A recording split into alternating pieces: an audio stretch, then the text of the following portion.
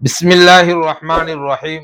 میرے محترم دوستو بزرگوں، ایک اور اہم مسئلہ بہت سارے لوگ پوچھتے ہیں، اگر کوئی آدمی رمضان کے مہینے میں عشاء کی نماز کے لیے گھر سے نکلا، اور جب گھر سے نکلا اور مسجد میں پہنچا تو عشاء کی نماز ہو چکی تھی، امام صاحب تراویح شروع کر چکے تھے، 4 رکعت 6 رکعت ہو چکی تھی، تو اب وہ کیا کرے گا؟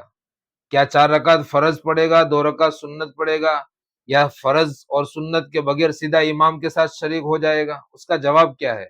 تو اس کا جواب یہ ہے کہ مسجد میں آنے کے بعد اگر تراویح شروع ہو چکی ہے تو سب سے پہلے 4 رکعت فرض پڑے گا عشاء کی، 2 رکعت سنت مؤکدہ پڑے گا، اس کے بعد امام کے ساتھ تراویح کی نماز میں شریک ہو جائے گا۔ اور جب امام وطر کی نماز پڑھے گا تو اس وقت وطر کی نماز میں بھی امام کے ساتھ شریک ہو جاوے۔ اس کے بعد جو رکعت اس کی چھٹی ہے تراویح کی، اس کو پڑھنا ضروری ہے، اس کو پڑھ لے، کیونکہ یہ سنت موقدہ ہے۔ اللہ تعالی ہمیں عمل کی توفیق نصیب فرمائے۔